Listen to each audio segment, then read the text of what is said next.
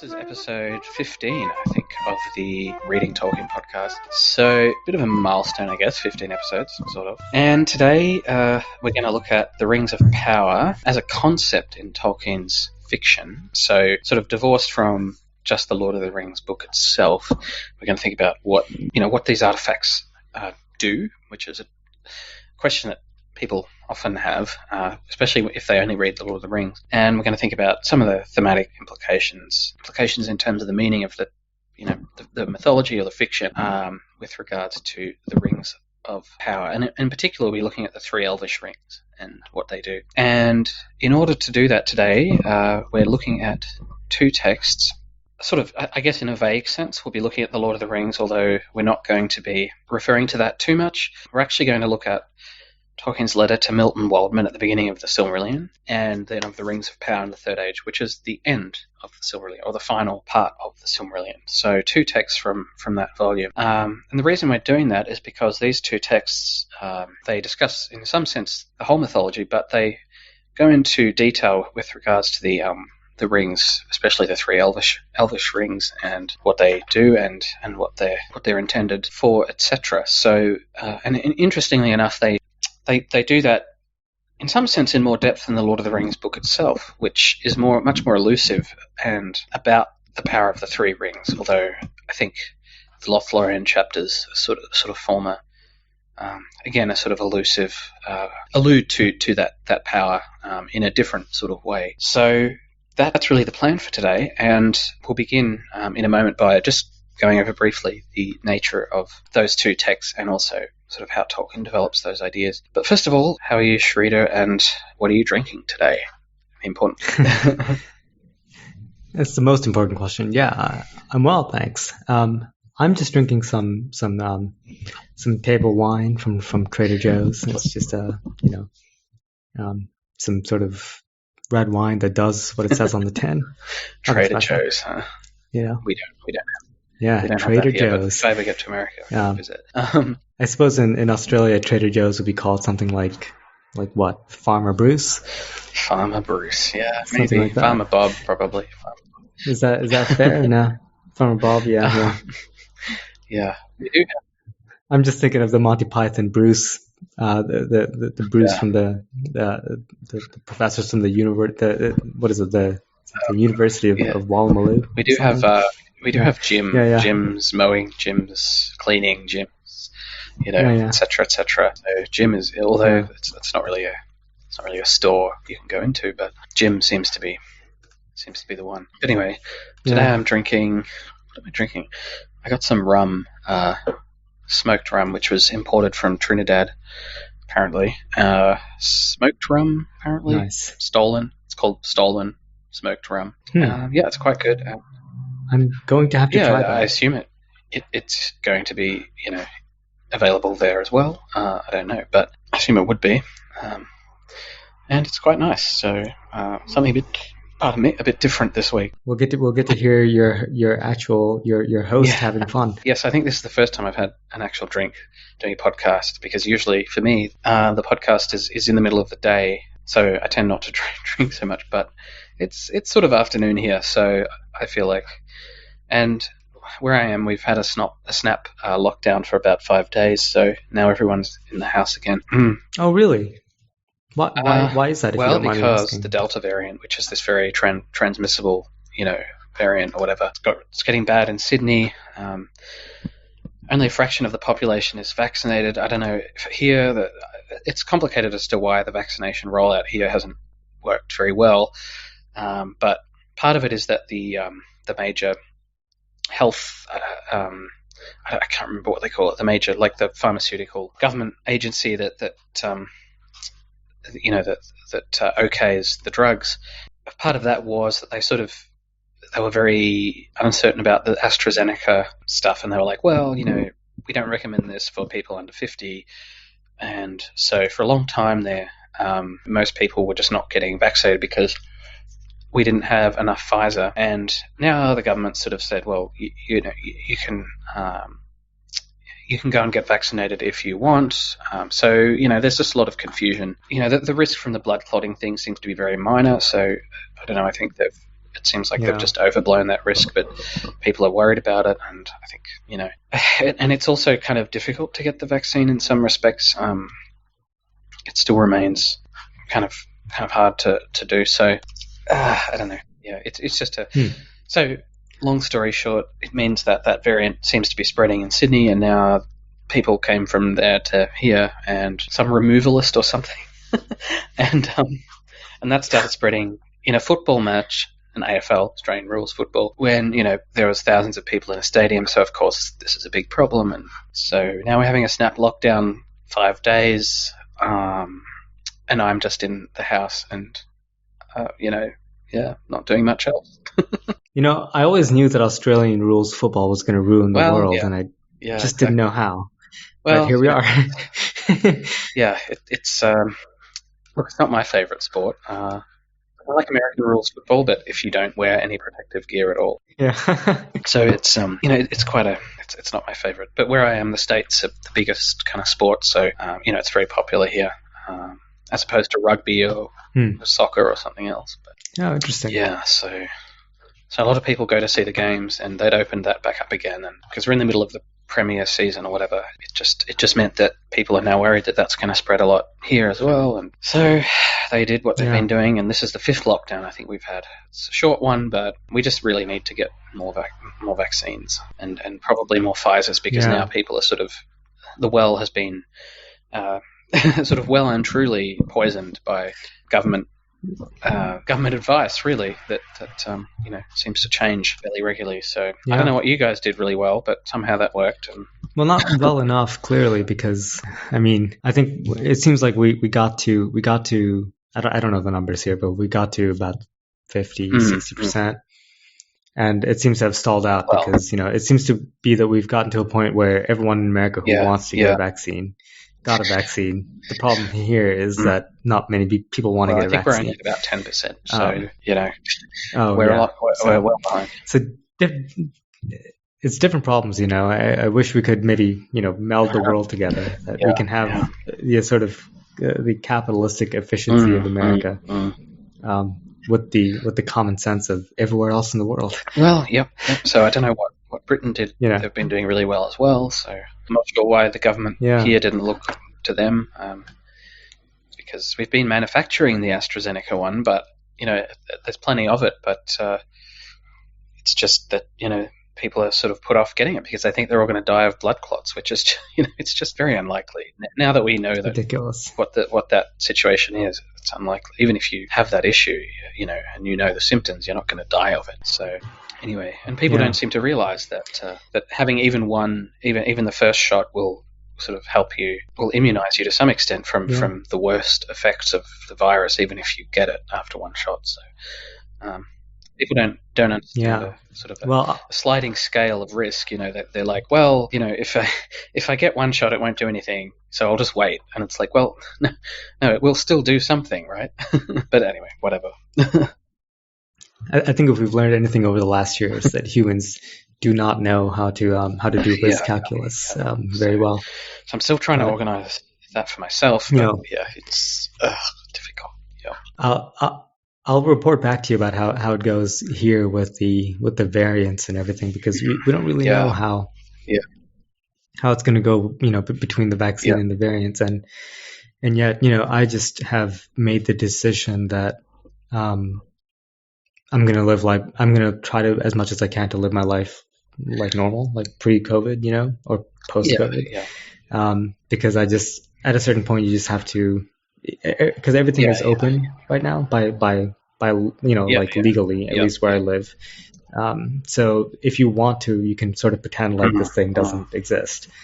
And I'm fully vaccinated. So I just kind of have made the choice that I'm just gonna go for it. I'm gonna do all the work that's offered to me. I'm gonna take regardless if it's in a crowded bar. You can always do it. Personal personal risk management, like wearing a mask and all of that inside. Yeah. Oh.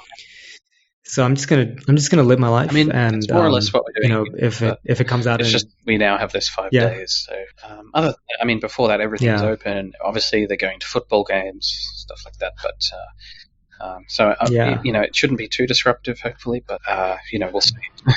I do wish in America that they would institute something like everything is open if you can present a proof of vaccination. But France of now, course that would had an yeah, effect. it seems to be working really well. Yeah. But that would just break Americans' brains. Yeah. I don't think they could handle that. So here we are. But so yeah, if I get the places, where I think, if I was going to get the Delta variant anywhere, I'm getting it here. Yeah. So I'll let you know if I end up with it. Okay. Yeah. So sorry about that long coronavirus digression, anyone, but it's just interesting. Now, before we go on, those who listened to the last episode, which was interview with Dawn Walls Thuma, who has written, a few papers on Tolkien, various Tolkien topics, will notice that the music, at the start of the program, has changed. So, Sridhar, this is your own recording, so can you tell us a little bit about that? I think it was beautiful and works really well for this podcast. So, first of all, what is it? And thank you. Yeah, anything else you'd like to say about it? Because I'm musically illiterate, so. I'm sure that's not true. Well, I mean, first of all, thank you. That's really nice. It's just it's from the Partita for solo flute by Johann Sebastian Bach, who's a 17th and 18th century German Baroque composer. I'm sure probably most people who are listening will be familiar with at least some things that Bach wrote. We flutists are very lucky to have something that's actually written for us by him. We have a bunch of sonatas for flute and piano or harpsichord or whatever, and also this solo piece, which I think is it's kind of similar to the cello suites and the violin partitas and sonatas. So it's one of those big solo things, and and this is the fourth movement, which is a bourrée, which is just a sort of little dance that ends the partita. And it's kind of a peasant's dance, It's not highly academic, though it has some academic elements, and it's not terribly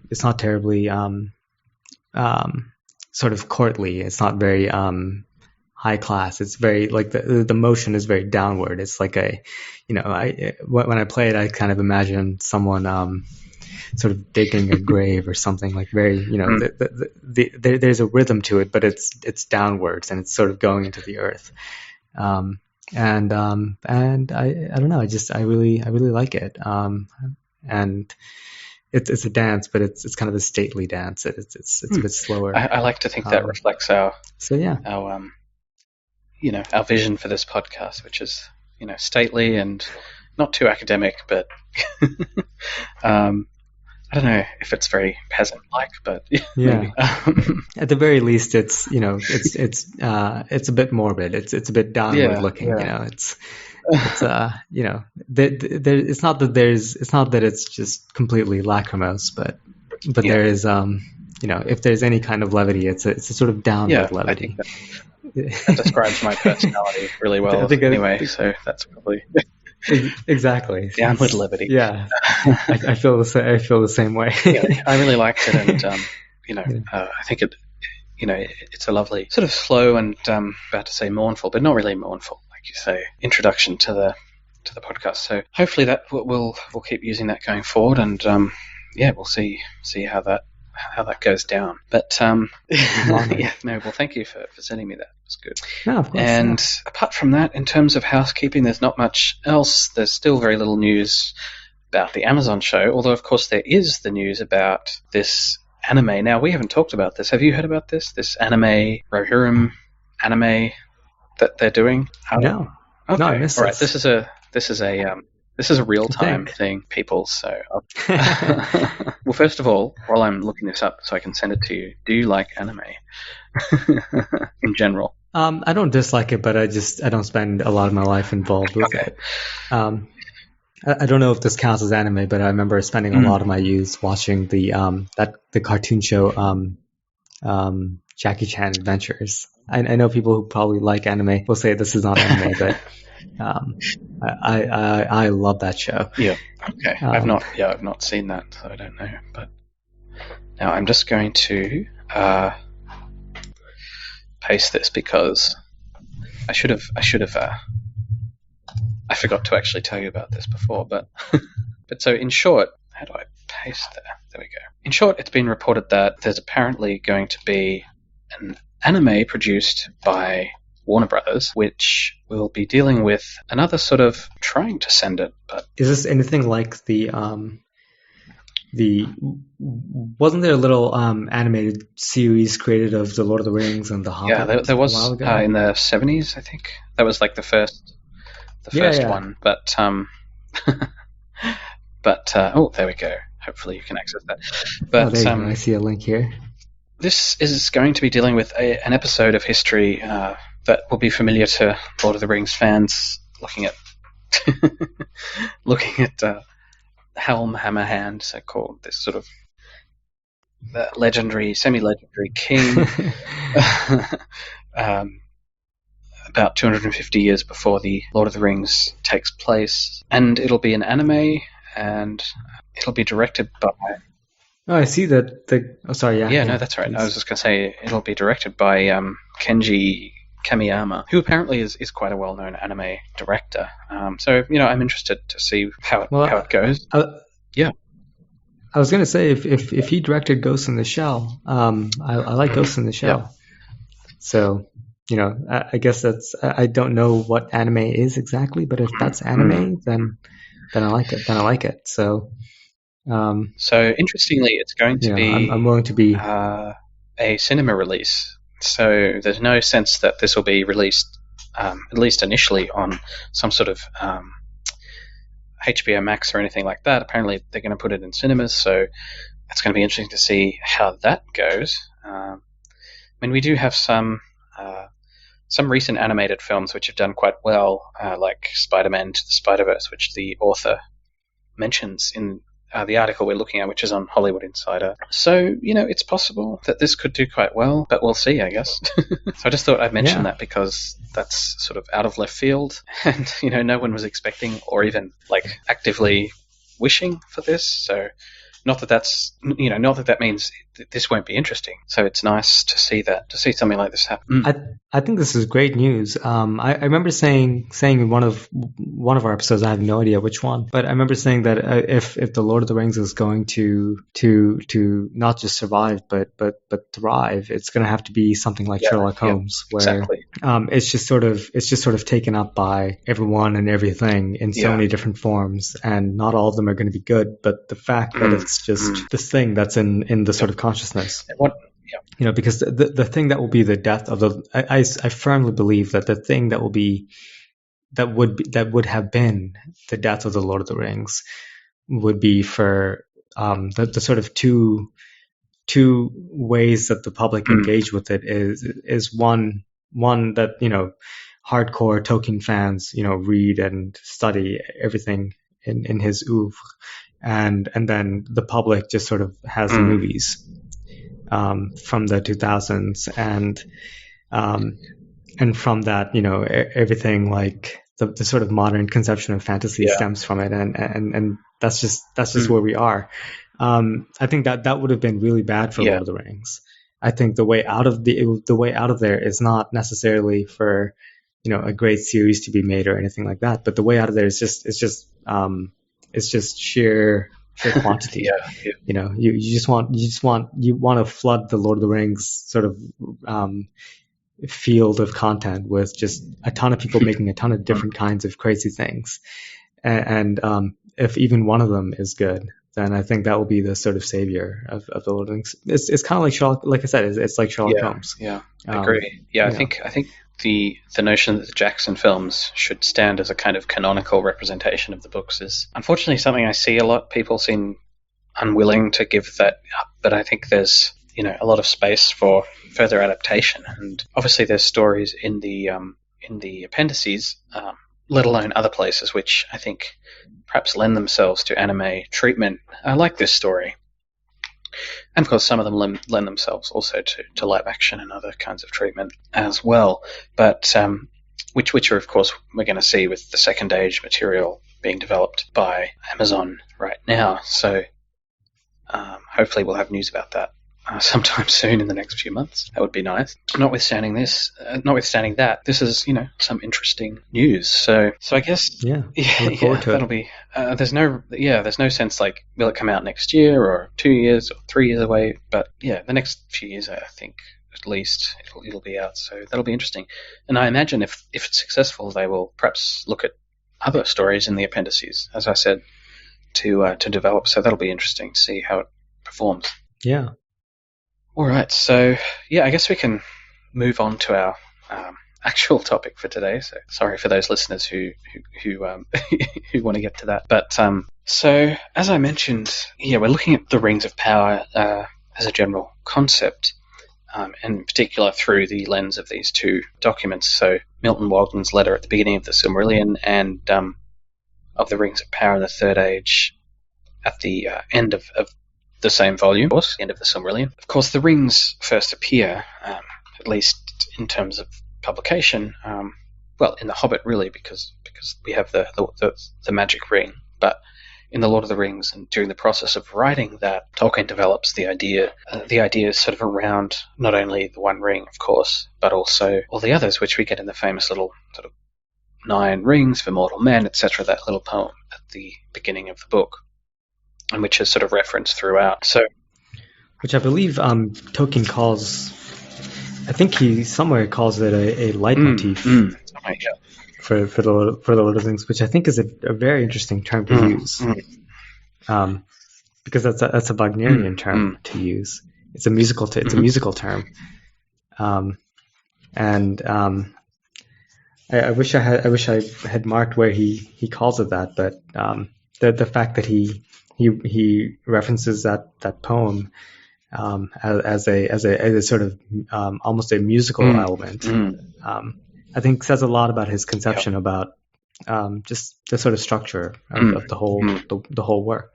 Absolutely, yeah. So at the start of the Lord of the Rings novel, the book, we of course have this leitmotif, as you say, or perhaps this little poem which places the notion of the rings at the center. And what's interesting about Lord of the Rings is that the story of the rings themselves only unfolds slowly in the narrative as we sort of reach different locales, like of course Rivendell, Council of Elrond, but then also Lothlorien, which on my last reread it's really clear to me at least that Lothlorien is kind of the thematic center of the book. People keep talking about it, people keep referencing it.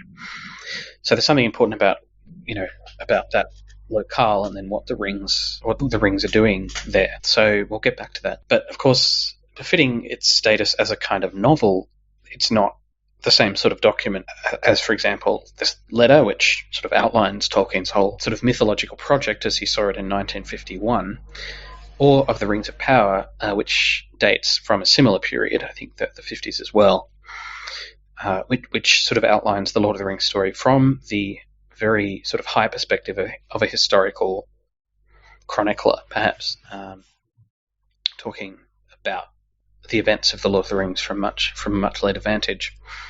And so there we get a sort of more summarized, but in some ways clearer vision of what the rings actually do. And so in aid of that, I'm just going to read a couple of passages from both documents. So I have HarperCollins edition of the Silmarillion. The first little thing I'm going to read is from Roman numerals, page 21, from this letter by Tolkien to Waldman, who was a publisher. He was trying to convince to publish the Silmarillion, and he was writing this sort of manifesto.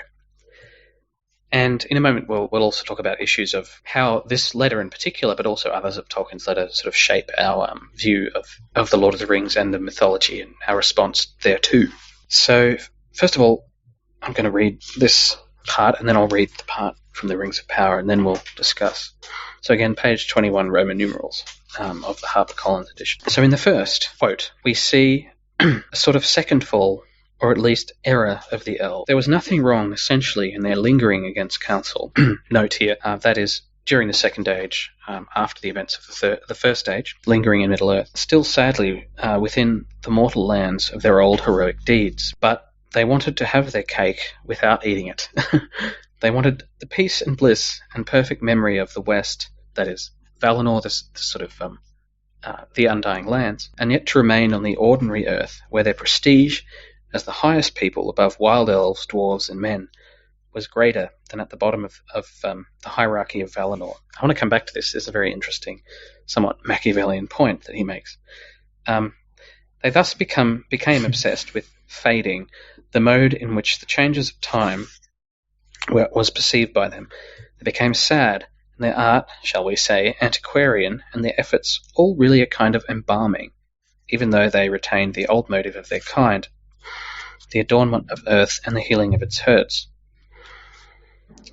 We hear of a lingering kingdom in the extreme northwest, more or less in what was left of the old lands of the Silmarillion under Gil-galad, and of other settlements such as Imladris, Rivendell, near Elrond, and the great one at Eregion in the western feet of the Misty Mountains, adjacent to the mines of Moria.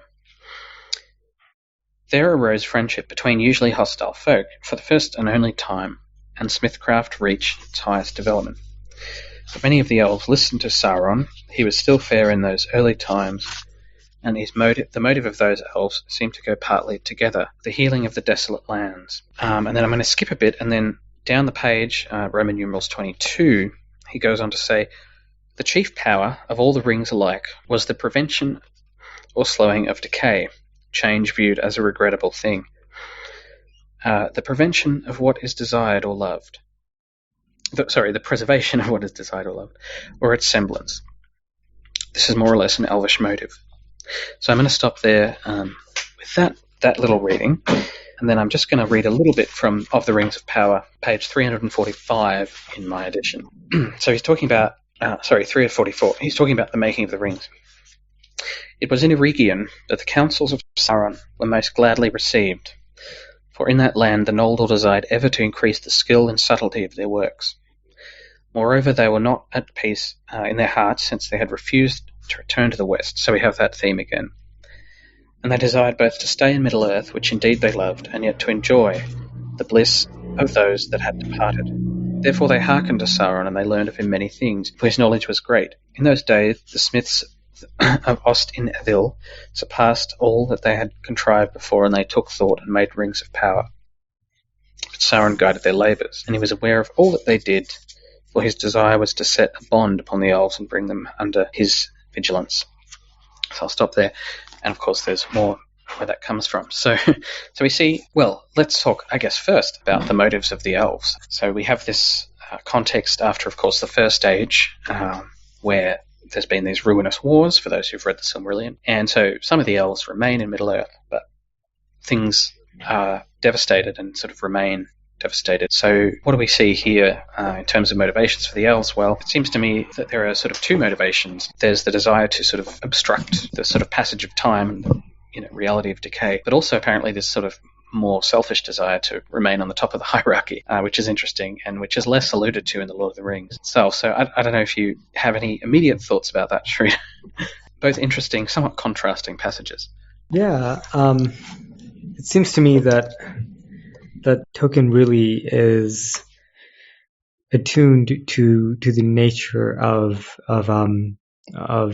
power and hierarchical structures and who has power and how they keep it, and even kind of the sort of rhetoric and propaganda that they use to hold on to it.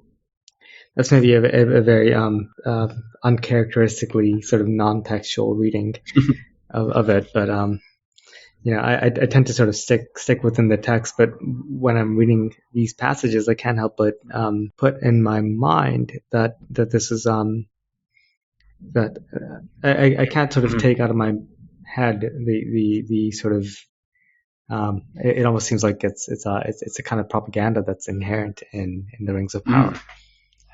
That's interesting. Is that a crazy thing to I guess say? what do you mean by that? Like, can you expand on that a bit? Yeah. So I have marked somewhere here. It was in the passage right before where you just read from, actually, where he says, alas for the weakness of the great, for a mighty king is Gil-galad, and wise in all lore is Master Elrond, and yet they will not aid me in my labors. Can it be that they do not desire to see other lands become as peaceful as their own?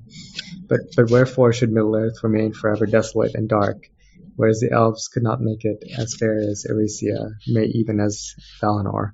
And since you have not returned thither, as you might, I perceive that you love this Middle-earth as I do. As do I, sorry. Is it not then our task to labor together for its enrichment, and for the raising of all the elven kindreds that wander here untaught, to the height of that power and knowledge which those have who are beyond the sea? I'm sorry, I'm not as good at reading out loud as Ben is. It's an odd syntax. I'm really bad at reading out loud. Sorry? It's an odd syntax for what we're used to. Compared to what we're used to, yeah. Yeah.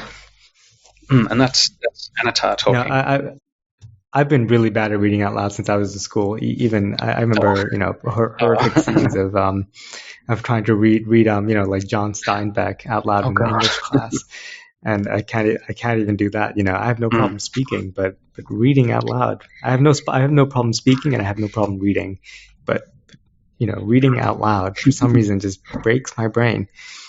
But I have written in the side of that, make Middle-earth great again. Yes. Where there seems to be a little bit of a grievance and a little bit of a sort of I don't know. You said yes. What do you think about that? Yeah, that's interesting. I mean, obviously that's Anatar talking, so that's his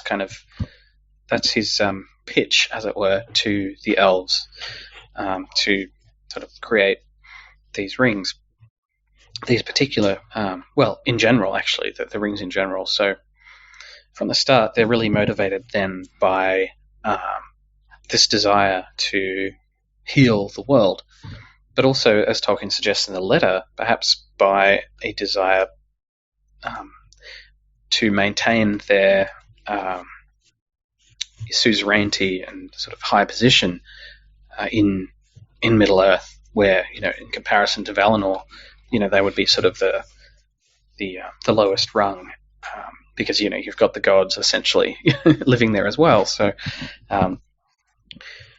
you can sort of that's a somewhat more Machiavellian desire, as I said, or somewhat more sort of, I don't know, realpolitik kind of desire, and one that's not so alluded to in the Lord of the Rings, but it certainly is one that I think is there. And in some of Tolkien's other writings, in Unfinished Tales, especially in relation to Galadriel, for example, we can see that being developed, that idea. And so I think we have this sort of complex picture of motivations that generates the creation of the One Rings. And you could even sort of consider them a kind of technology.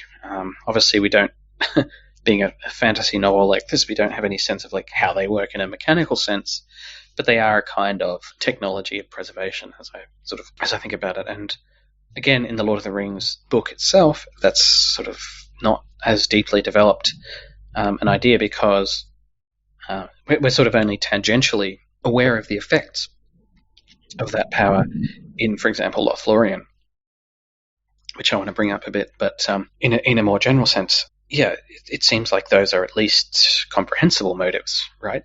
So you can see why perhaps the elves were interested in, or at least some of the elves were interested in Sauron's assistance. Of course, they didn't know it was him, but they soon found out, I guess.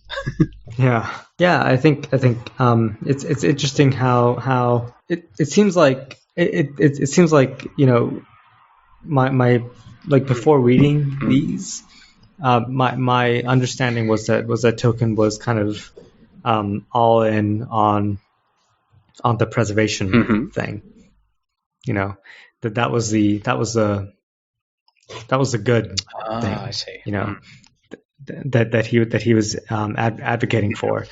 And then here I am reading this letter to Waldman and then his of the Rings of Power, and all of a sudden it seems like he has a much more complicated understanding of politics than I took him to have. He doesn't seem to be all that sold on it. I mean, in a very practical way. If you didn't read anything but of the Rings of Power in the Third Age, the elves kind of come off as sympathetic bad guys. It's not necessarily that he lampoons them or says that they're just evil, but he gives them a motive, but the motive is not terribly convincing. Is that wrong? Oh, I don't think it's wrong, but yeah, maybe you're right that the motive of, as I say, this sort of more cynical motive of wanting to stay on the top of the food chain, as it were, is also introduces an interesting little complication. No doubt, both motives are sort of. I think the point is that both motives are kind of intertwined, because in wanting to preserve Middle Earth in some sort of sense, and I think we see the outcome of that in Lothlorien, right? What does that mean? It means this beautiful place, but static, sort of lifeless almost. Well, lifeless in the sense that there's never renewal, right? There's only this sort of constant. There's only stasis. As beautiful as that might be, but nothing changes, nothing shifts, nothing grows or withers. And maybe that is a good thing. Tolkien, as you say in the letter, seems to have a more complicated sense of why that might not be an entirely good motive, let's say. And obviously the fact that Sauron is making that plea or making that argument to them suggests that there is something sinister in it.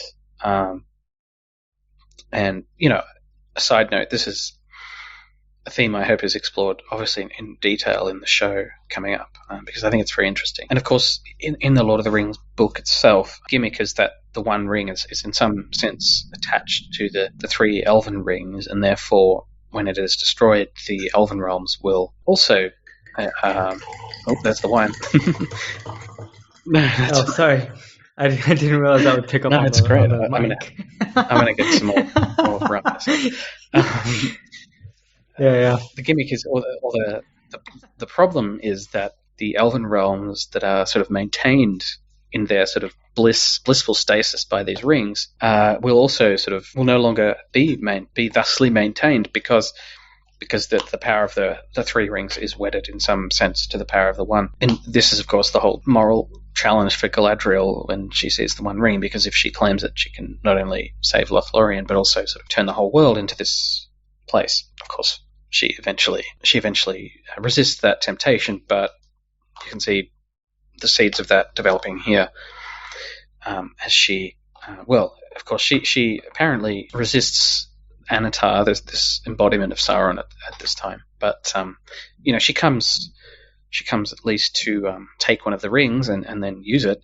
So she clearly has some sympathy with the motive, if not Anatar himself. So I don't know. It's a complicated sort of knot of motivations, but I think it becomes clearer once again if we think about the rings as a kind of technology as opposed to sort of just a vague magic. If we think about it like that, I think we can start to see why they might be of interest to these immortal beings who, in the story, are not only used to sort of being at the top of the food chain, as I said, but also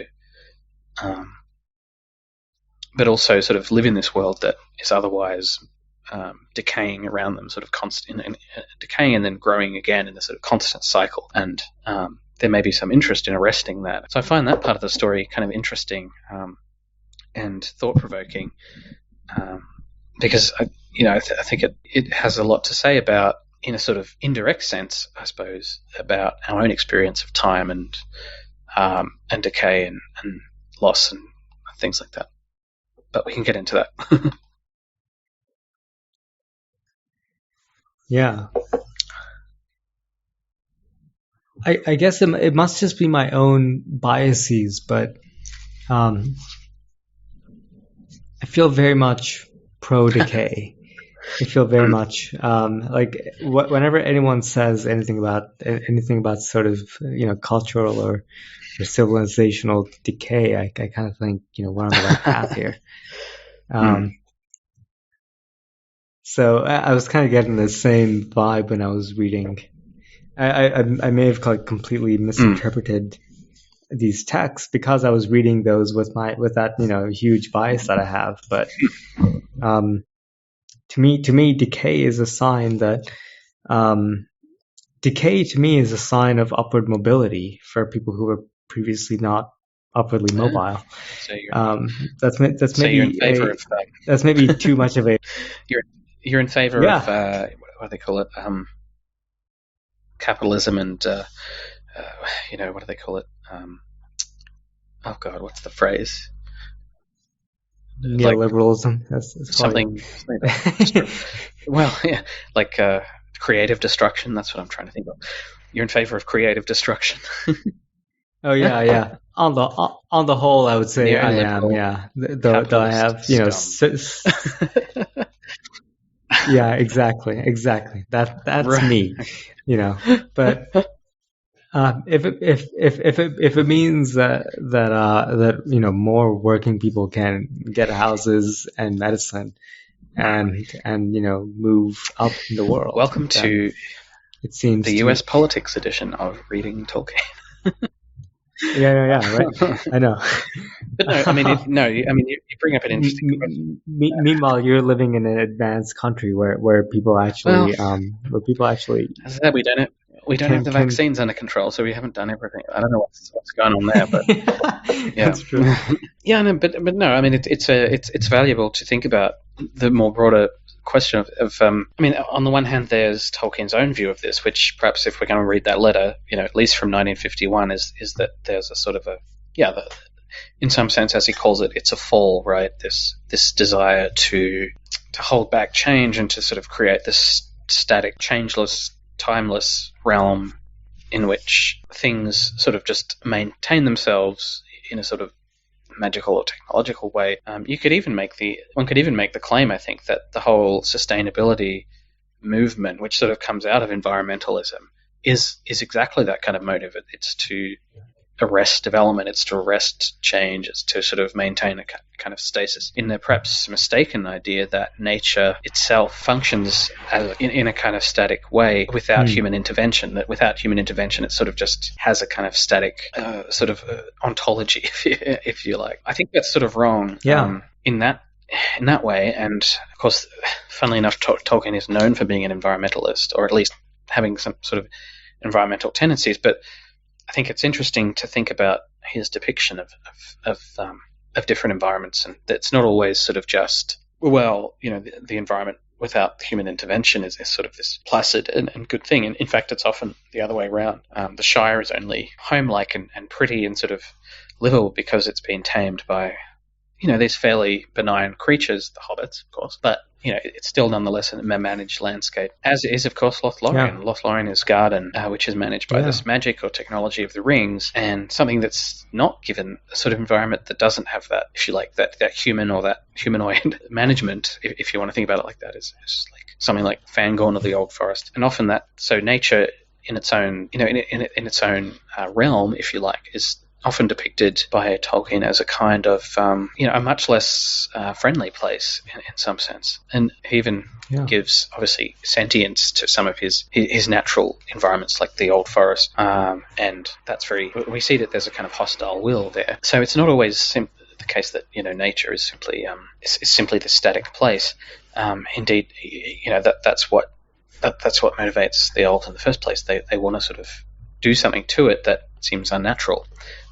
I don't know. I think if you want to think about that in a wider sense, I think something like the sustainability movement has that kind of philosophical position at its core, even if it's not articulated explicitly. It's this sense that, left to its own devices, nature is this sort of flat, static entity that sort of takes care of itself. It doesn't require human intervention. But I think, my sense is that wouldn't be Tolkien's perspective. No, I agree 100%. I think I've always said that that we're not going to we're not going to preserve our way out of the climate crisis. We're going to innovate our way out of the climate crisis. And I think I mean, I can't say for sure, obviously, but I think Tolkien would agree. I think most reasonable people would. I think actually the sort of caricature of the elves is exactly the kind of person who thinks that we are going to sort of preserve our way out of this thing, and sort of subscribes to well, it's interesting. A whole number of naturalist fallacies. Thinking that nature is kind to us, and it's not. The fact is that nature is out to get us, but unfortunately we do need it to survive. So we have to find some way to work with it, and I think again, like fiction has a way of having people sort of make a heuristic that is so right. Without necessarily having to articulate sort of scientific viewpoint behind it. Well, it's interesting. I mean, and I think this is one of those heuristics. In the Lord of the Rings book itself, when the company is crossing the mountain or trying to cross the mountain in the Fellowship of the Ring, the mountain of Caradhras, one of the mountains of Moria, of course, readers will remember that this is not something that translated into the film, or that was translated into the film. Readers will remember that Tolkien suggests fairly strongly that it's the mountain itself that is, in some sense, aware of their presence, and in some sense, desirous that they should, that they should leave. That they are somehow hurting the mountain by being there. Gimli, the dwarf, very good point. Sort of says, the mountain, has long sort of had this. There's long been a sense that the mountain has a kind of ill will towards creatures who go on 2 feet, and then we reach Lothlorien, right? After the Moria sequence, of course. Again, it's this managed landscape. It's only friendly to the mortals and the people who live in it because it's sort of managed by this magical. This technology of the rings, which kind of, again, sort of,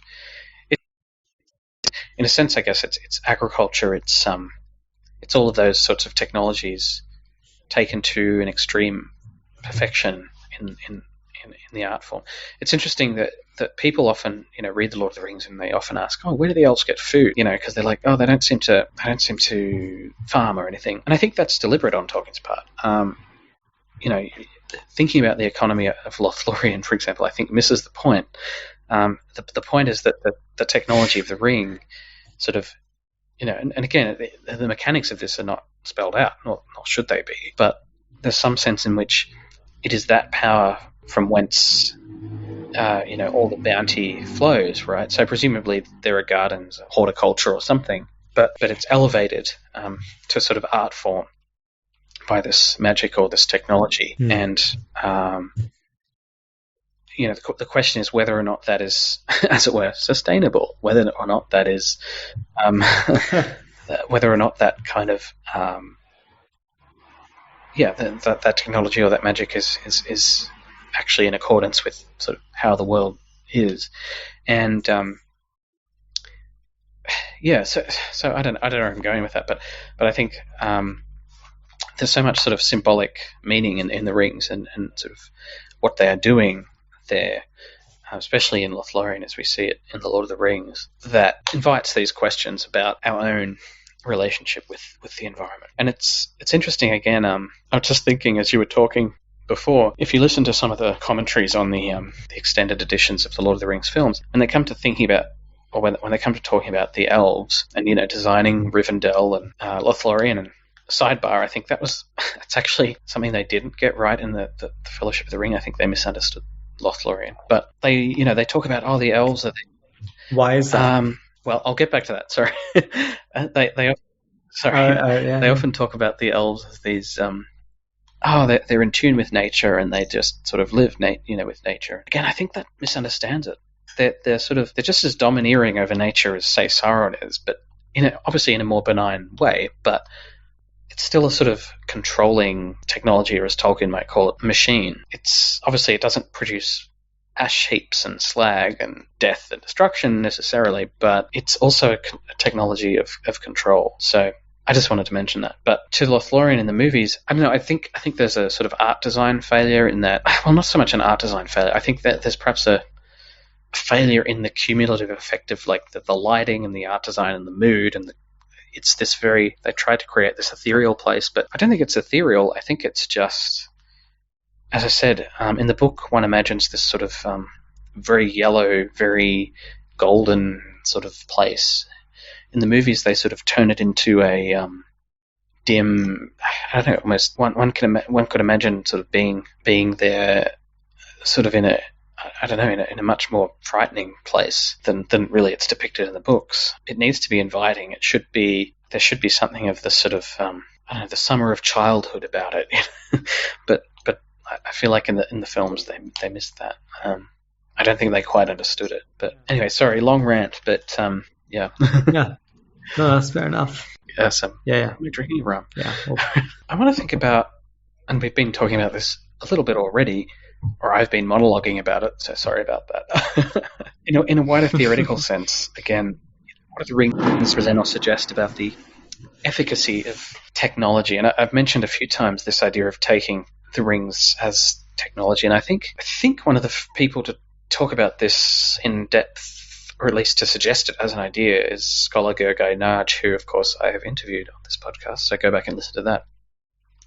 But he suggests that the rings might be considered technologies. And considering that Tolkien uses this notion of the machine in that Milton Waldman letter, as a kind of metaphor for domineering power, and I've just said that, in some sense, the elves, although obviously not as destructive as Sauron, are also wielding power over the natural world in their attempt to sort of make it static, make it undying in a sense. And I also suggested that there may be some parallel in the environmental movement and its sort of obsession with the notion of sustainability. So going on that thread, taking that thread, what do the rings then, I guess, suggest, or how might they be applicable to thinking about perhaps the efficacy of technology in our own world? Is technology best understood as something that is preservative in sort of application, or is it something that should change and renew and transform, which I think is how it's usually understood? So it's interesting to think about technology as something that kind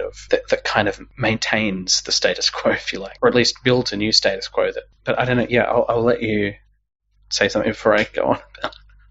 No, I think that's a really, really interesting point that I didn't really consider.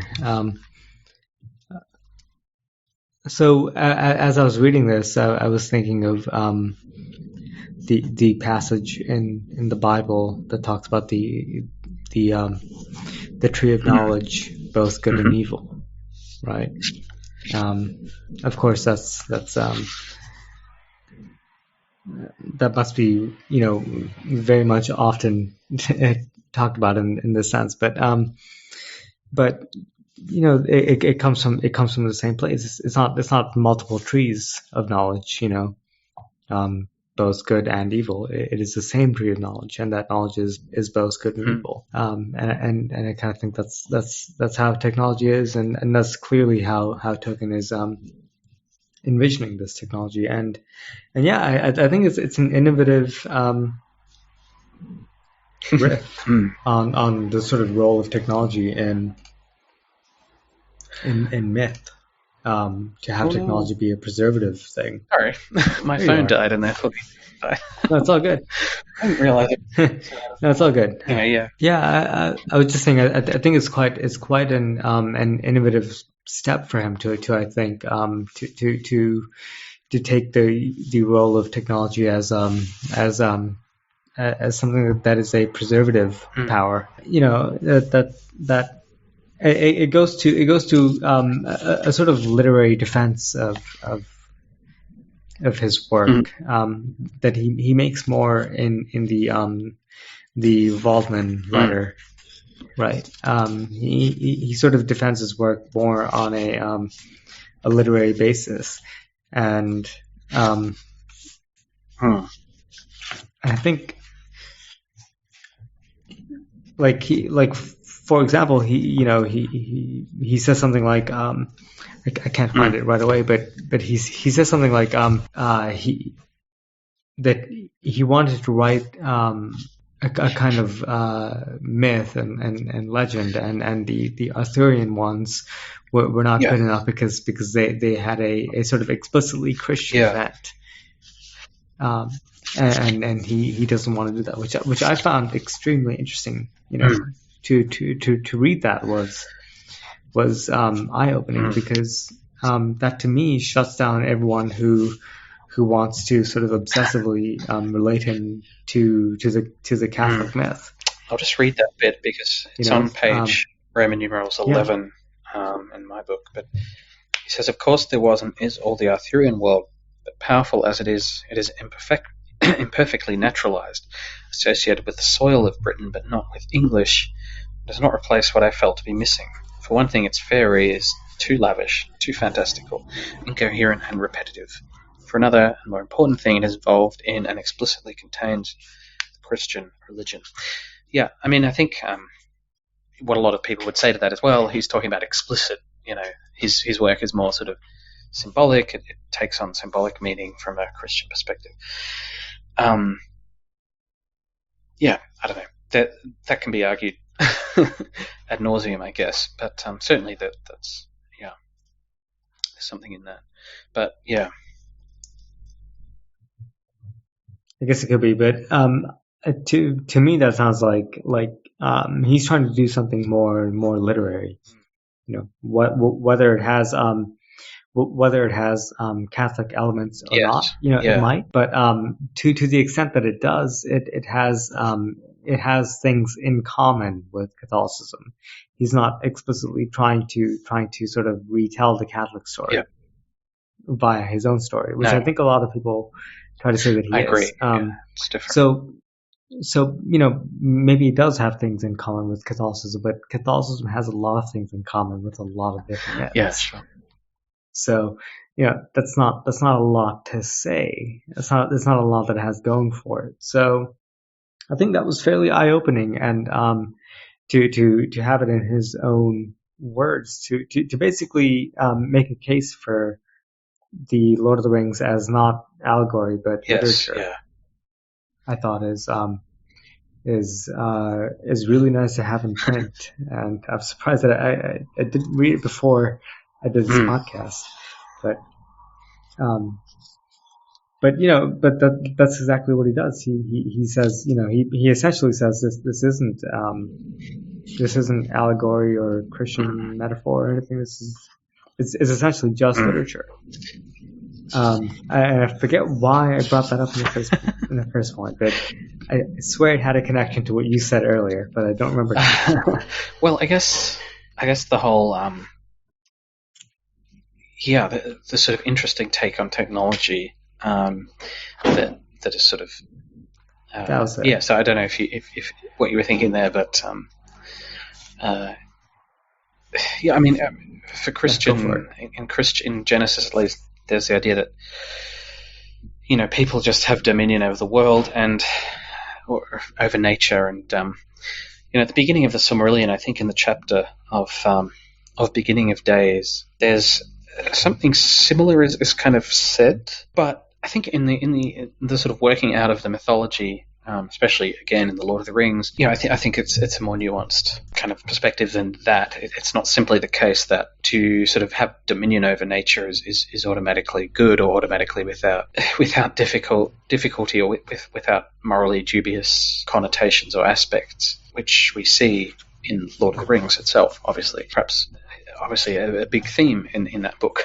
I would say. So I think the Christian idea of dominion over nature, Tolkien's fiction is not simply an allegorical or simply a restatement of that notion. And of course, many Christians today want to complexify that. I'm going to be interviewing he's like a minister, Tom Emmanuel, I think, who's someone on Twitter, again, who says lots of interesting things about Tolkien. He's sort of progressive church somewhere in the United States. So I'm going to be interviewing him about some things relating to Tolkien soon, so I might ask him about that. But certainly the traditional Christian reading seems to be that dominionism, is sort of the position that the church takes in relation to, I'm pretty sure that's still the Catholic position, the position in relation to human beings.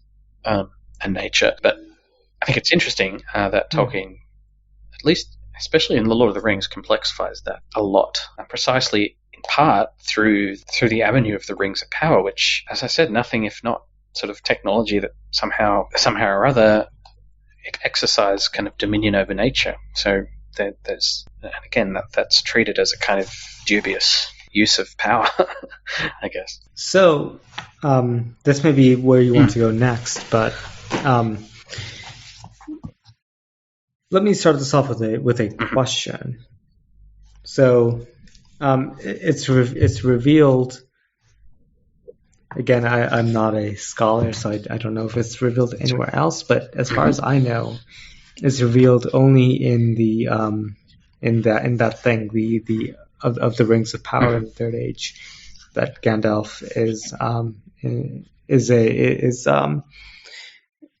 in control of of one of the Elven rings. Yeah. So what is the deal with that? That's a good question. So originally, I think the rings go to Galadriel. So back in the Third Age, Sauron makes war upon the elves to recover, especially these three rings, which are the most powerful ones, the three Elven rings. But they are dispersed before he can get his hands on them. And I think so. One goes to Galadriel, one goes to Gil-galad, and which finds its way to Elrond. And then one, I think, goes to Círdan, who's this sort of elvish figure who's he's around, since the First Age. He sort of builds ships, and he's the shipbuilder, right? But he's one of these constant characters throughout the First, Second, Third Age. But then I think when Gandalf arrives in Middle-earth, Círdan gives Gandalf the ring that he has. And so Gandalf uses this ring and sort of uses it to instill, again, it's a little vague, but uses it to instill hope and things in people that he meets. It's a nice idea. I don't know if it's really developed all that strongly, because it seems like it's really Gandalf's personality and his own sort of force of will that's really effective when it comes to sort of instilling hope in people. But I guess you can think of that ring as kind of an amplifier, I guess, of his own innate powers. I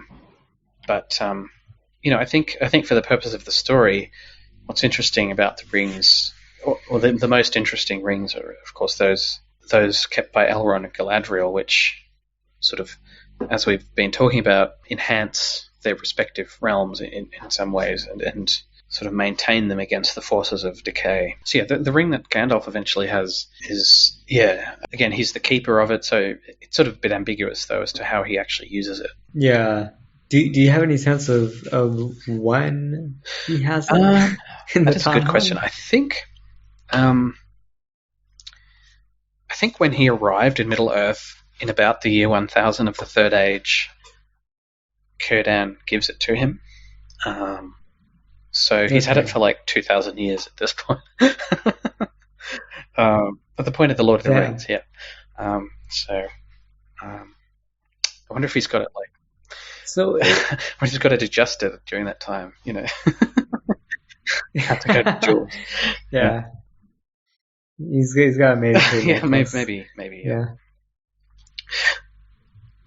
But it in some ways that sort of it sort of strengthens my point, which is that I mean, so there's this whole thing about how Galadriel wanted Mithrandir to be the sort of the leader of the council or something, right? And he chose not to do so, because he felt himself inadequate to deal with it. I could be wrong. Yeah, I haven't read this in a while, in a week or so. I think there's a sense that. But let me tell you, I've killed a lot of brain cells since then. I think there's a sense that. But yeah, what? He.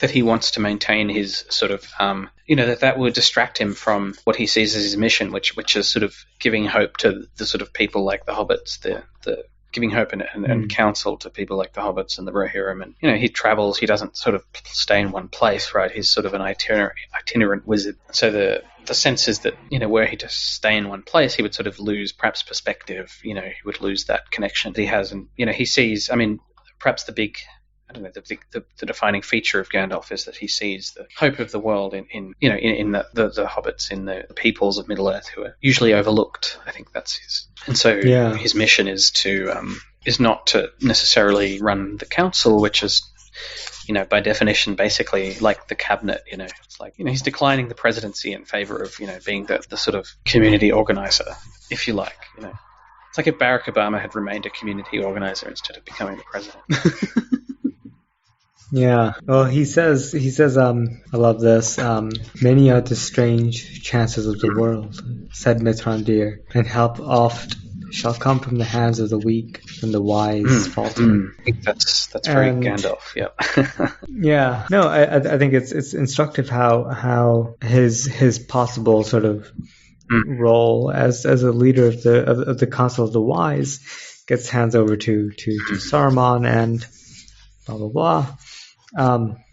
So Gandalf in this telling of the tale, Gandalf is billed as essentially the guy who doesn't want to be president that you want to be president. Yeah, right? Sure, yeah. That's a good way to put it. Yeah. Yeah. And that's fair enough. Like that seems to be kind of true. Like that seems to be the kind of guy that you want the ring, etc. And then it's revealed that he has sort of been in control of one of the Elvish rings the whole time. How do you square that? Like what does that tell you about the sort of reliableness of the narrative? Like, do we have an unreliable narrator in the mix? And B, does this sort of fall in line with what I kind of sensed earlier, which is that Tolkien doesn't necessarily believe that the answer to technology is nature or no technology, but the answer to technology is rather good technology or sort of well handled technology or something. What say you to that? Wow, great questions. Because if this is to be believed, it seems like Gandalf has just had this Elvish ring this whole time, and he's playing up this whole thing about not wanting to handle the One Ring because he can't handle the power of the One Ring, and yet interesting. So your point is that Gandalf is sort of hypocritical here because he has this powerful ring, but he's talking about humility and in a good way. To the benefit of everyone. I don't know. I think that's a good question. And again, for example, at the start of the Fellowship of the Ring, where Bilbo is, he discovers that Bilbo's ring is the One Ring, and he sort of feels tempted by it, or he resists the temptation. Perhaps one can there's no sense there that Gandalf has a ring of power. I think that that's still left very ambiguous to the reader. But that is a good question.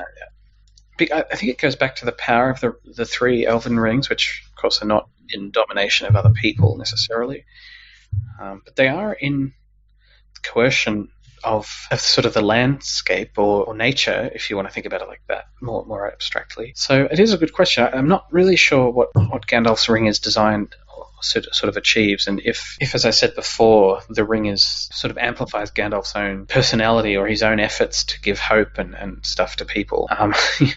Like, is that a kind of coercive force, or is that just so I think I don't know exactly at what point Tolkien decided to give Gandalf the ring, whether indeed that was the idea when he started writing those chapters. Because it does seem like an odd choice. But so that's a good question. And I guess question I had because that changes the way that one deals with the character of Gandalf. Throughout the whole thing, and then is Tolkien's point not so much that the rings of power, if we are to sort of view them as technological proxies, how much is he a preservationist versus how much is in sort of innovative light, right? Yeah. Because viewed in a certain light, it could be said that even if someone like Gandalf is only who he is because secretly he's had a ring of power the whole time, that tells me that there's a whole different layer to this. It's not so much anymore that the world needs to be preserved, in this way. It tells me that no, the world needs to be innovated. It needs to be like, it just changes the whole like that little fact. I don't know when and how Tolkien came up with it, but the fact that Tolkien thinks that it's relevant that Gandalf had one of the 3 elvish rings throughout the whole thing, it throws a wrench in the whole works for me. To me, I look at that and I think, oh, so you don't think that technology is bad. You think that technology has to be used for the good. Yeah, and I think that. And this is how there's an ambiguity there, I think, because of course I think in that letter and also in the Rings of Power and the Lord of the Rings itself, Lothlorien, for example, is presented as this beautiful place. It's not a bad place. It's not a horrific place. And I think for the duration of the Lord of the Rings, perhaps if we're to think that Gandalf has this ring, we're to think that that's perhaps a good thing in a general sense. Because it, I don't know, gives aid, again, amplifies his own innate sort of power for good or whatever.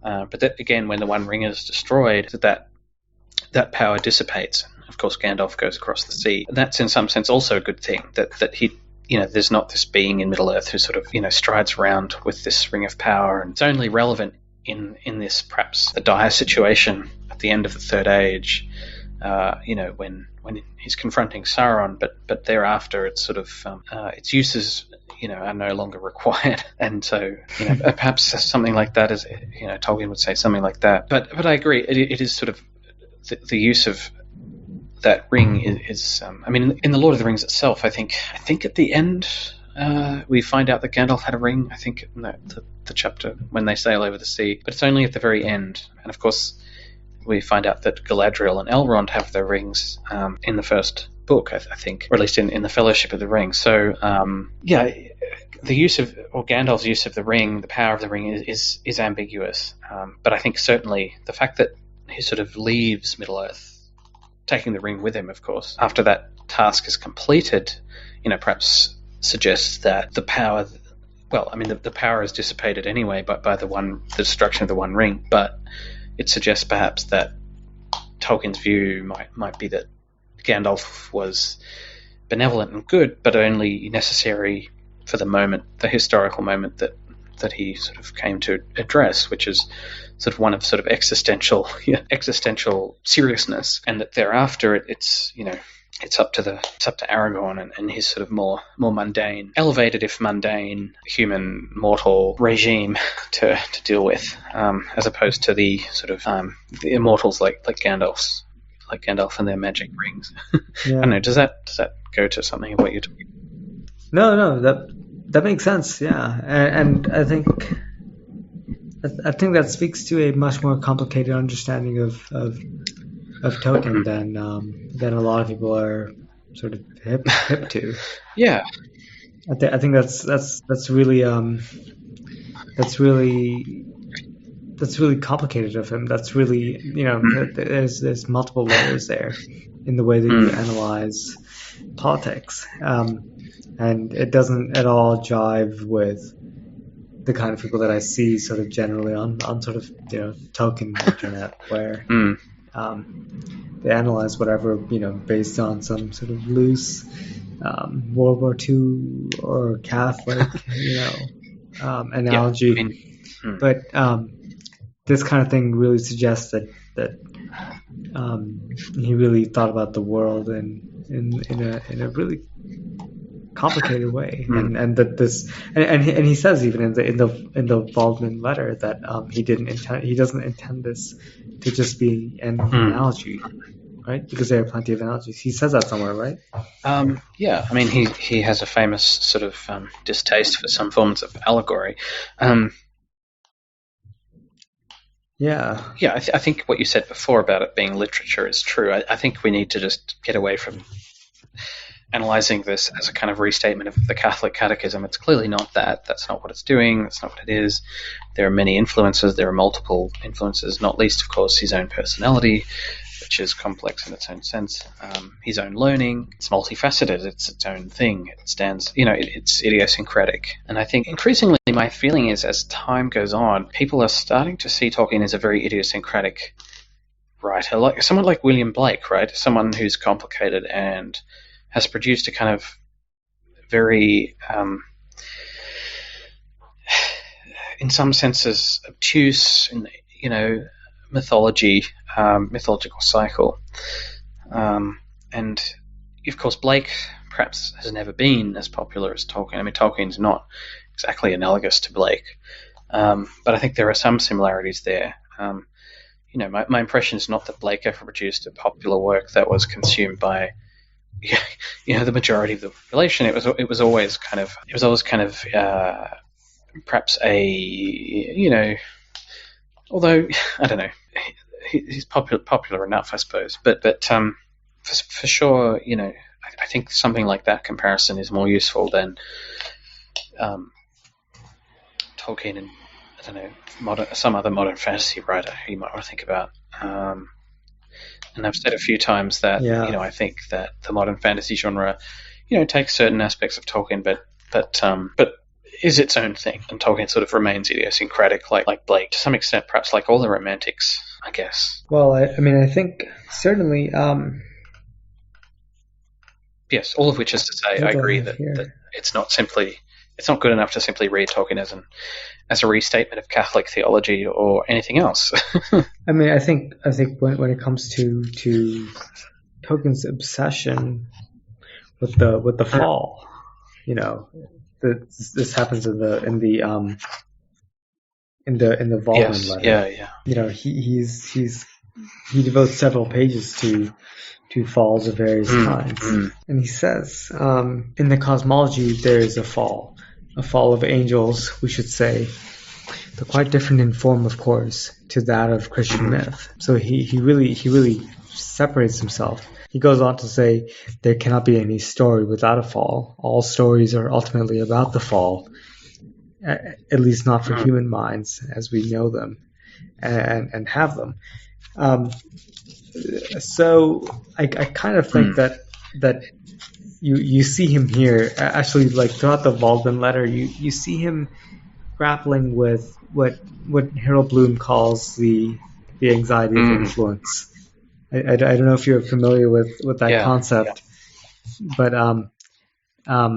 just the idea that one can't help but be influenced by something, and yet the idea, the thing is that you want to be totally original. So the sort of anxiety that's born out of that is a sort of the sort of driving force in the sort of central creativity of your whole endeavor. And I sort of feel Tolkien's anxiety of influence. In this whole letter, where and he seems to go out of his way to try to disregard the Bible and to disregard Shakespeare and Milton and Blake. And to me, that's a clear sign that he's aware of exactly where his influences are coming from. Yeah, I think you're right about that. Yeah, because this is exactly what I do. I send people my recordings. And then I send my friends who also play the flute my recordings, and I say, I send them a follow-up recording of some other flutist who's playing the same piece that I am, and I say, I'm not doing it like this. What does that mean? What does that mean? That means that I've listened to that recording 500 million times. And it's on my mind, and it's influenced me. It's and I'm thinking about it all the time. I wake up and I'm thinking about it, and I go to sleep and I think, how can I not? How can I move past this, or how can I recreate this, or how can I do something else with this? I get the same feeling when I read this letter to Milton Waldman, or whatever his name is. I get the sense that he just can't avoid this anxiety of influence. He's trying too hard. It's too clear. Like the fact that I have written here, I have Melkor to Morgoth, Lucifer to Satan, Myron to Sauron. He can't even avoid giving them different names after their fall. Yes. I mean, certainly. And the fact that those are the most interesting characters, the characters that drive the entire plot for the thing. They are the authors of the entire story. Yeah, certainly there's an influence there, and I think one can of course see, especially with those sort of Dark Lord figures, the influence, of course, of Satan and Lucifer, and perhaps especially in the Silmarillion itself. I think Milton's Satan influences, is a precursor to Fëanor, the elves, who makes the Silmarils themselves. But absolutely. I think that letter is. I guess that brings us to the question of what this letter is achieving, and obviously we've been talking particularly about its treatment of the rings, and perhaps Tolkien reveals more about the motives of the elves there than he does elsewhere, especially in their sort of desire to sort of sit at the top of the hierarchy. But I think you're right that letter also reveals something of Tolkien's own anxieties, which is influencing and which is interesting. And it's also interesting that this is now printed at the beginning of the book. I don't know. We haven't read this entire book, of course, the whole Silmarillion for this podcast. But how do you think that? Do you think that's a useful strategy? To sort of hit readers with this as a kind of introduction, and then Tolkien's own words therefore sort of come to stand as perhaps a kind of canonical interpretive lens. No, I don't think it's useful at all. So you would not. No, I think it's no. I would not print it this way. I think it's tremendously unuseful. Actually, it's actually it's worse than useful. Yeah, I kind of think. I don't know. I mean, maybe I'm biased as someone who makes things. So you're just like Fëanor. I have never felt that confident making a thing that I would want to put it out into the world as it is, the way the people in the world want people outside of the people who are making things want to interpret it as. I'm not sure if that made sense, but I think so. So, I mean, obviously he's talking to his publisher here. So, do you think there's a sort of, I mean, you've talked about a sense of anxiety or a sense of the anxiety of influence. Do you think maybe that betrays a deeper sort of uncertainty about the project? I think it does. And I don't think he would have been happy with this being published. Yeah, I mean, the letter is already published in the Letters of J.R. Tolkien, so it's interesting that this was put as a kind of introduction to the Silmarillion, as a kind of sort of interpretive key. When he was still alive? His son did this. So the second edition came out in 1999, and that's when this letter was appended to the book, to the Silmarillion, as a kind of introduction. Yeah, it's an interesting choice, and of course it was not written as such. It was not written as an introduction to the book, really. Yeah. I mean, not for public consumption, as you say. I disagree with the choice categorically. I think I feel the way that I do about the 20 extra minutes of Space Odyssey that was released some time ago. I forget when, but Stanley Kubrick said explicitly on his deathbed, he said, in my basement, you can walk downstairs in my basement. There are all these files. There are all these films, and what I want you to do right now is to go take them to the dump and burn them. Because there are no alternative cuts. What I did is what I did, and that's what I wanted to do, and there's nothing else. And yet people didn't listen to him, and now there's some sort of like, director's cut of Space Odyssey or whatever, when it's on the record that he didn't want that. So it's exactly not a director's cut. I don't know. I mean, it seems... It's exactly not a director's cut.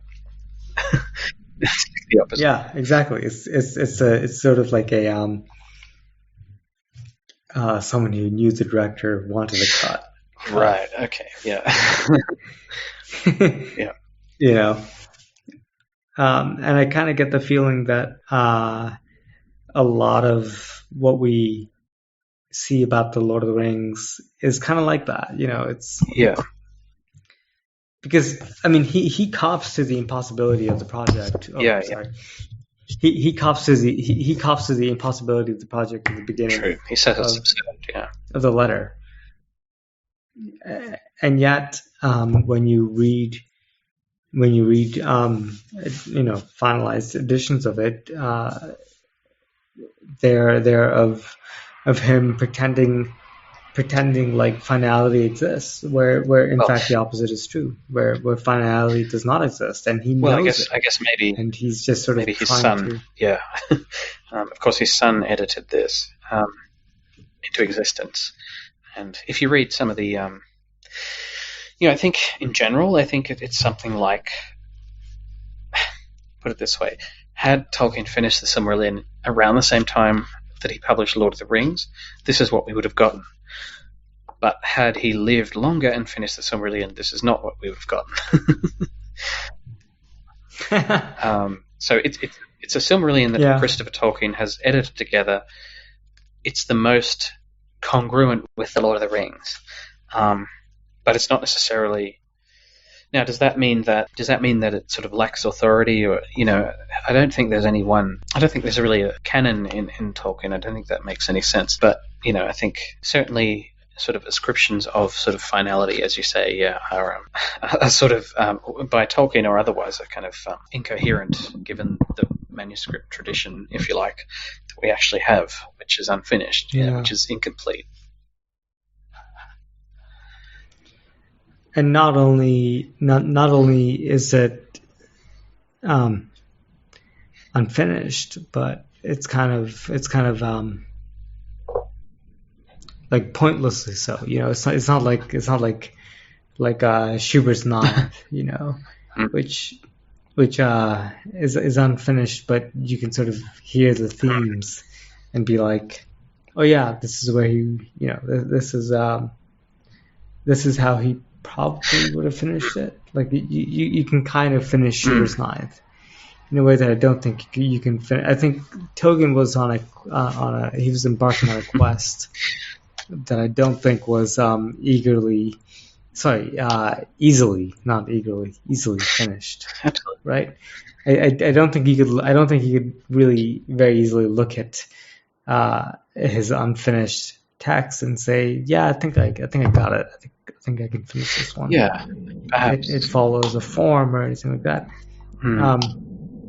Especially considering the total genius of some of the texts that we have read on this one, like Alderian and Arendis. I think that throws like a wrench in the works. The great irony in the fantasy world is that you get these people who are sort of they seem to be living on the drop of a hat of people like George Martin, and people like him seem to be incapable of writing anything other than what they've already written. So I don't know why they're waiting. I don't know what they're waiting for. It's going to be exactly what they know is going to be coming. Whereas someone like Tolkien, he can really surprise you by writing something like Alderian and Arendis, which no one would expect.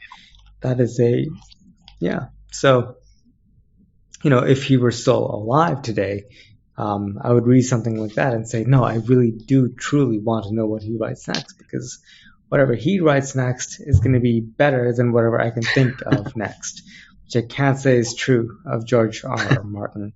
So I don't really care what he writes or thinks of next, because it's just going to be the next thing in the story. Same sort of thing. I don't know. I've kind of devolved here, but do you Yeah, know what I'm absolutely. saying? No, absolutely. There's a certain, the creativity in Tolkien uh, is constantly renewed, at least in some sense, throughout his life, and we see that in the textual history of his documents. I'm just going to pause for a minute and again go to the bathroom. Is that all right? Yeah, this time I have to go as well. Yeah, let's do that. Yeah, all right. Yeah. All right, so we've talked about the letter of Milton Walton, whether or not it's really a good thing that this is appended to the Silmarillion itself, because we've sort of mentioned that Tolkien's perhaps doing certain things there that are motivated by perhaps anxieties that are not necessarily going to be apparent to the lay reader of the book. But that aside, in thinking about what he says about the elves and the creation of the rings there, and also in of the rings of power in the Third Age. Sorry, I'll just have some rum so my throat feels better. There we go. It cleans up the bacteria. Yeah, it's nice and warm just going down there. What's I suppose this question can be asked in several ways, but first of all, what's the great sin of the elves, I guess? What's the problem that Tolkien sort of isolates in terms of their creation of the rings? And then, I guess in a broader sense, do we agree with him there in the letter? Keeping in mind that this letter is written for a particular purpose, and that he's that he's in some sense making an argument about his mythology, about what it means and what it's for, as we've discussed. Do we agree with that assessment, or do we think that perhaps in some sense Anatar / Sauron is right, that the Valar, that the gods neglect Middle Earth, that the elves are right to sort of want to pursue its enrichment? I don't know. So yeah, what do you think, I guess, about that question? So correct me if I'm wrong, but it feels to me that the great sin of the elves is that they want to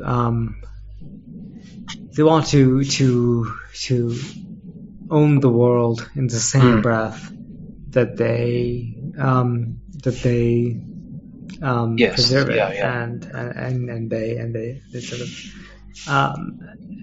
that seems to be it. Like they want to have it thrive and grow and be the sort of voluminous thing, in the same breath that they wanted to for example, fight against the darkness of Sauron that encroaches. Yeah. Which I don't know if this is ever explicitly said, but my read on that has always been that that you want your civilization to be sort of as sort of flexible as possible. Yeah. Because you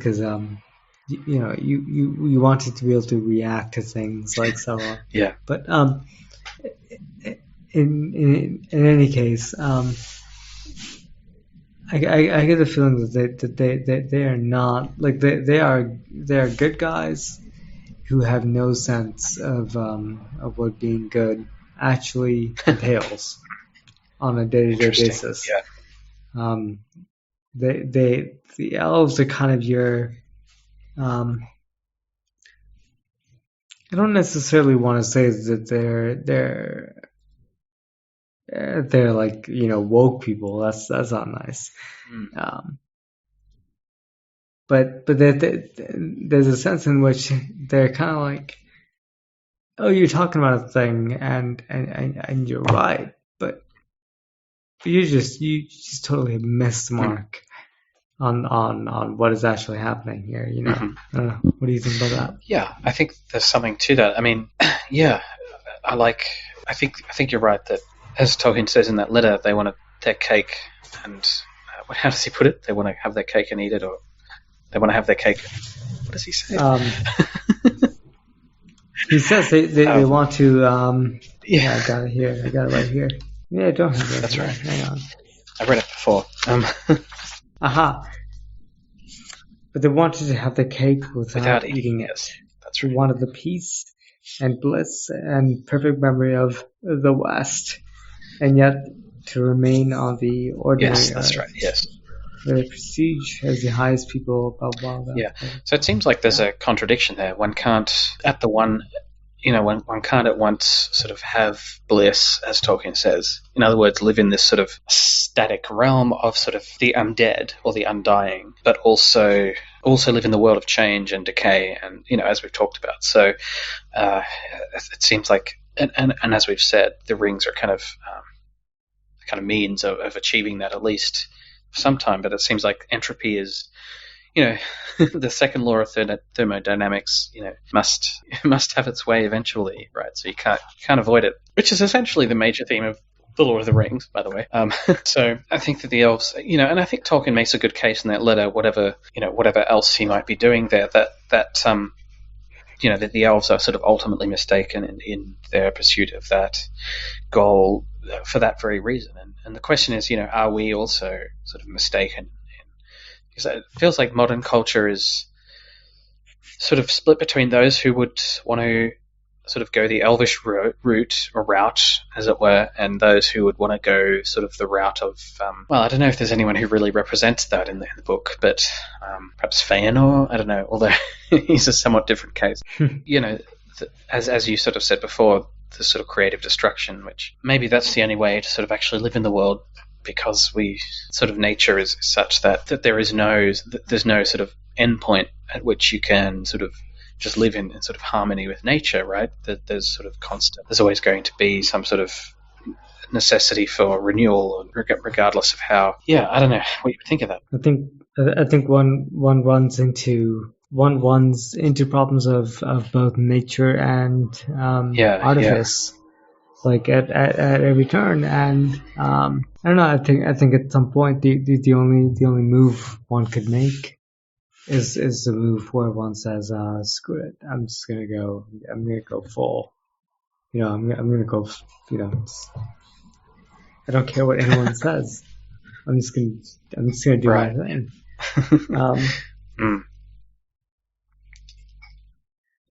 And I kind of wonder how much Tolkien went in that direction before people caught on.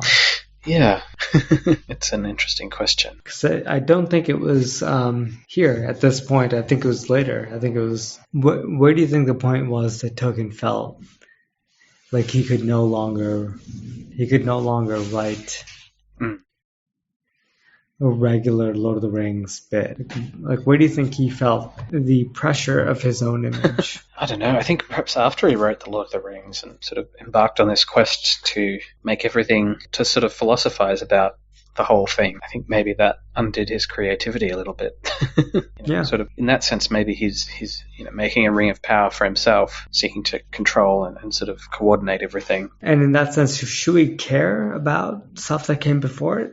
Like what's your stance on that? Like stuff that came before. Like how much should we care about things like notes that he wrote, pre Lord of the Rings, that was just part of the notes that he how much should we care about that? Well, it depends. Well, quite a lot, I would say. I mean, but I think you're right that I think The Lord of the Rings was a sort of a critical juncture in his creativity. Obviously, and sort of changed everything in a sense. So, but yeah, I mean, I think obviously you want to, if you're interested in creative process, then you want to take that all into account. But certainly writing the novel of The Lord of the Rings seems to have, I don't know, it sort of grows in my esteem the more I read it, I think about it. And I think part of that has to do with his sort of examination, if you like, of those themes that we've been talking about, and how he deals with that in the book, in The Lord of the Rings, and then following that. I think that's certainly the most interesting, in some sense, the most interesting period of his creativity is the 1950s, perhaps early 1960s, before he starts sort of philosophizing about his work and trying to turn it into a kind of, dogmatic canon. which thankfully he never does. So how do you think about the work from this era? So from the Silmarillion era? Yeah. Well, yeah, I mean, again, I think it's the fact that it's unfinished just means that there's no sort of finalized canonical version, means that it's hard to know exactly how to take it. Yeah, I don't know. It's interesting trying to read him justifying and trying to give meanings to his work, post hoc, retrospectively. And certainly the whole saga of the Rings of Power is a part of that, and it grows during the period of writing the Lord of the Rings, of course, and attains a sort of interesting thematic complexity, as we've talked about.